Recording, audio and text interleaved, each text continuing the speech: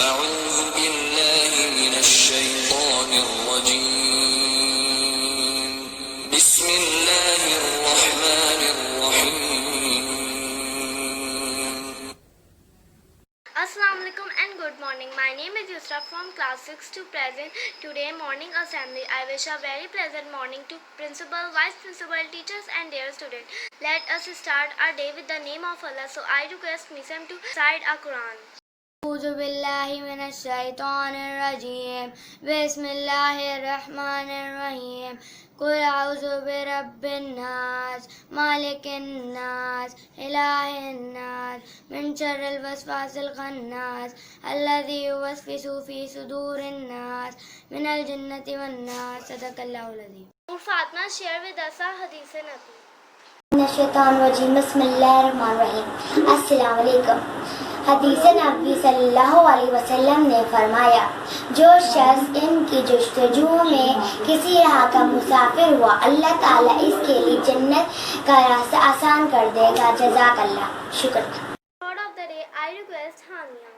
Morning. Today's my thought of the day is don't believe in luck, believe in hard work. Thank you. Now I shared a national song. Assalamu alaikum everyone. Today I am performing a song कभी परचम में रहते हैं. हिल जाती है हर दस्तक पर माँ को लगता है मैं आया कोई प्यारा है मुझे आपसे भी मैं बाबा से ये कह आया घर बार है मेरा भी पीछे पर आगे भी घर मेरा है मैं जी लूँगा अंधेरों में पर मेरे बाद सवेरा है इस घर की सारी खुशियों को एक बार न घबराने देंगे एक सोच मुड़ी भी. The month of September is also remind us that our great leader Quaid-e-Azam left us, so I am going to share with you a short details about Quaid-e-Azam. 25 दिसंबर 1876 को वज़ीर मेंशन कराची में पैदा होने वाला एक बच्चा जिसका नाम मोहम्मद अली जिना भाई रखा गया. मोहम्मद अली जिना के वालिद जिना पूंजा गुजरात के एक मालदार ताजिर थे और वो इनकी पैदाइश से ज़रा पहले काठियावाड़ से कराची तशरीफ़ लाए थे. मोहम्मद अली जिना अपने 7 बहन भाइयों में सबसे बड़े थे. इनके 3 भाई अहमद अली, बंदे अली और रहमत अली थे और बहनें मरियम, फातिमा और शीरीं जिना थी. इनका शुमार बचपन से ही ज़हीन मगर शरारती तालिब इल्मों में से होता था. इन्होंने तालीम का आगाज़ मुंबई में गोकल दास तेज प्राइमरी स्कूल से किया. इसके बाद सिंध मदरसतुल इस्लाम और क्रिश्चियन मिशनरी स्कूल कराची में तालीम हासिल की. 16 बरस की उम्र में मैट्रिक का इम्तहान पास किया. 1892 में मोहम्मद अली जिना बरतानिया की grams shipping and trading company से मुंसलिक हो गए जो इनके ख़ानदानी कारोबार से बहुत गहरा ताल्लुक़ रखती थी. बरतानिया जाने से कबल इन्होंने अपनी वालदा की मर्ज़ी से अपनी एक दूर की रिश्तेदार एमी बाई से शादी कर ली मगर ये शादी तादेर कायम ना रह सकी और इनके बरतानिया जाने के 6 माह बाद एमी जिना का इंतकाल हो गया. लंदन जाने के कुछ अरसे के बाद इन्होंने नौकरी तर्क कर दी.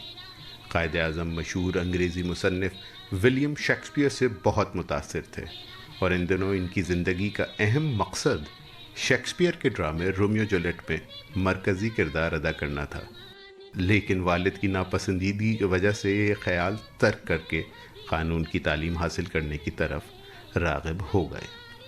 1895 में बार एट लॉ की डिग्री हासिल कर ली. इस वक्त इनकी उम्र 19 बरस थी और वो इस लिहाज से सबसे कम उम्र हिंदुस्तानी थे जिन्होंने ये एजाज़ हासिल किया. डिग्री हासिल करने के बाद मोहम्मद अली जिना की सियासत में दिलचस्पी पैदा हो गई. इसकी एक बड़ी वजह बरसग़ीर पाको हिंद में अंग्रेज़ों की हुक्मरानी थी.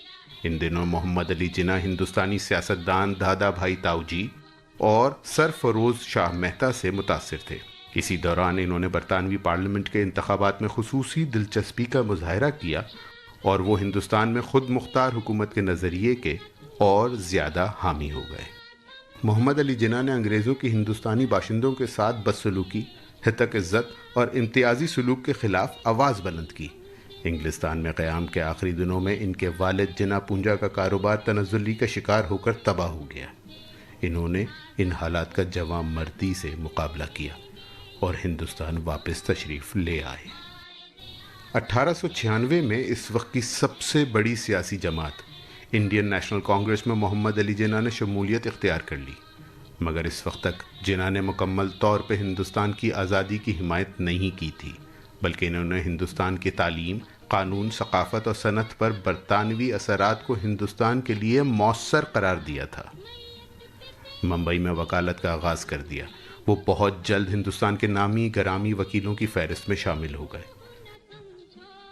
اس زمانے میں انہوں نے سرفروز شاہ کا سیاسی مقدمہ لڑا اور کامیابی حاصل کی، جس نے ان کی شہرت کو مزید 4 چاند لگا دیا۔ 1905 میں ایک وکیل کی شہرت حاصل کرنے پر معروف ہندوستانی رہنما بال گنگادھر کی توجہ محمد علی جناح کی جانب مبذول ہوئی، اور اس طرح 1905 میں بال گنگادھر نے محمد علی جناح کی خدمات بطور دفاعی مشیر قانون حاصل کر لی تاکہ وہ سلطنت برطانیہ کی جانب سے دائر نقص امن کے مقدمے کی پیروی کرے۔ اس مقدمے کی پیروی کے دوران محمد علی جناح نے اپنے موکل کے حق میں دلائل دیتے ہوئے کہا تھا، ایک ہندوستانی اگر اپنے ملک میں آزاد اور خود مختار حکومت کے قیام کی بات کرتا ہے تو یہ نقص امن یا غداری کے زمرے میں نہیں آتا۔ بال گنگادھر کو مقدمے میں قید بامشقت کی سزا کا سامنا کرنا پڑا۔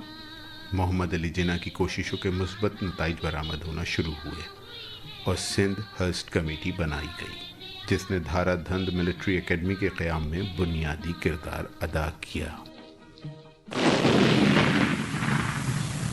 پہلی جنگ عظیم کے دوران محمد علی جناح نے دیگر ہندوستانی ترقی پسندوں کے ہمراہ برطانوی حکومت کی حمایت کی کہ شاید اس طرح ہندوستان کو سیاسی آزادی نصیب ہو، مگر ایسا نہ ہوا۔ مہاتما گاندھی کی ہندو پرست پالیسیوں نے محمد علی جناح کو کانگریس چھوڑنے پر مجبور کر دیا۔ 1906 میں محمد علی جناح نے ڈھاکہ میں نواب سلیم اللہ کے گھر میں بننے والی آل انڈیا مسلم لیگ میں بھی شمولیت اختیار نہیں کی۔ اس کی وجہ یہ تھی کہ مسلم لیگ ہندوستان میں صرف مسلمانوں کی نمائندہ جماعت تھی، لیکن پھر 1913 میں محمد علی جناح مسلم لیگ کا اٹوٹ انگ بن گئے۔ 1916 میں محمد علی جناح کو مسلم لیگ کے لکھنؤ میں ہونے والے اجلاس میں صدر منتخب کر لیا گیا، اور اسی سال کانگریس اور مسلم لیگ کے درمیان ہونے والے معاہدے میثاق لکھنؤ کو مرتب کرنے والے محمد علی جناح ہی تھے۔ اس معاہدے کی روح سے ہندو اور مسلمان برطانیہ سے آزادی اور خود مختاری حاصل کرنے کے لیے ایک پلیٹ فارم پر متحد ہو سکے۔ ہندوستان میں بہت جلد آل انڈیا مسلم لیگ ایک اہم سیاسی جماعت بن کر نمودار ہونا شروع ہو گئی، اور رفتہ رفتہ تمام مسلمانوں کی نمائندہ جماعت ثابت ہونے لگی۔ محمد علی جناح ہندوستان کی سماجی اور سیاسی حقائق سے پوری طرح واقف تھے۔ وہ چاہتے تھے کہ بر صغیر کے لوگ بھی ترقی کی راہ پر گامزن ہو جائیں۔ سیاسی مصروفیات کی وجہ سے محمد علی جناح کی نجی زندگی شدید متاثر ہوئی۔ ایم ای بائی کے بعد 1918 میں پارسی خاتون رتن بائی سے دوسری شادی کی، جو اسلام قبول کرنے کے بعد مریم جناح کے نام سے پہچانی جانے لگی، جن سے ان کی ایک بیٹی پیدا ہوئی جس کا نام دینا رکھا گیا۔ 1929 میں رتی جناح کا بھی انتقال ہو گیا۔ محمد علی جناح نے مارچ 1929 میں نہرو رپورٹ کے جواب میں دہلی میں ہونے والی آل انڈیا مسلم لیگ کے اجلاس میں 14 نکات پیش کیے۔ یہ نکات ایک ایسی آزاد ریاست کے قیام کا تصور تھا